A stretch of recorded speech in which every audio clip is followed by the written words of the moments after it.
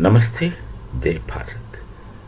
There is no clear and confirmed news about what's happening in Iran. As it is now, it had turned into this so-called Gen Z movement. Generation Z, a new terminology that came into existence of late. But things from there doesn't come out. Khomeini is not to be heard of, and there are strong rumors. Rumors say that he had escaped, left Iran, went somewhere else. Another rumor, he is on his run to escape from Iran, etc. But then he is not to be heard of. Pezeshkian, the president, is very much in the media, speaks about things. And if you look at the background of Pezeshkian, the president, he had become president through elections after winning the confidence of the youngsters, so-called Gen Z, and some others, radicals within Iran, are not supporting Pezeshkian. They would want the Sharia law to stand, and they don't want Pezeshkian to support. He is not explicitly supporting, but then it is assumed that his support is with the Gen Z movement. He was talking all the things that happened in Iran. They had been consistently blaming outside interference, primarily targeting Israel. Whatever happens in their land is because of Israel. Well, Pezeshkian says that don't blame others. Stop putting a blame on others for your follies. He says how much money you waste. He doesn't explicitly say that how much money you waste on funding Hezbollah, Hamas, Houthis, etc. He did not say that, as I know. But then he gave an example excellently implicit. He says, look at our room, the room in which we sit. How many lights are on? How much of electricity is spent apart from these lights for heating the room? Now, like that he was speaking of. He says, those who are affluent, they have everything. And those who don't have, they have nothing. So the contrast between haves and have-not, that is very serious contrast.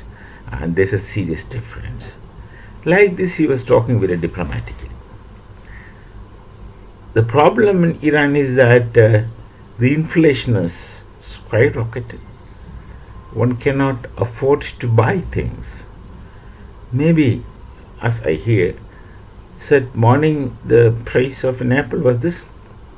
By evening, it becomes several times or at least double.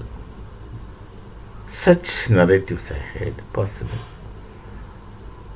And this apart, the kind of Islamic radicalism the Iranians, some 30 years before, they were patient. Now this new movement comes forward that we are Persians, we would like to be Persians and not this kind of Islam. Many of them. Some story says that more than 60% of Iranians left Islam. On the other hand, Tajikistan, nobody is living Islam like this. But they want their Tajiki culture, so they even don't accept Arab names. They don't accept anything Arab, but they don't change faith. Well, this is a very healthy kind of situation. Iran, they have become ex-Muslim. 60% is not a small amount. And Khomeini is not to be heard of. The Iranians are very proud of their ancestry, their history. They wanted to be Persians before Islamization, and they could trace their roots to Hindus also. They could very well trace their roots to Hindus also if they go back enough. So things are serious because there is lawlessness, and the situation is very bad for common people. Just imagine that you don't have anything to do, you don't have sufficient money to buy daily needs, and all the shopkeepers, they were hit, badly hit.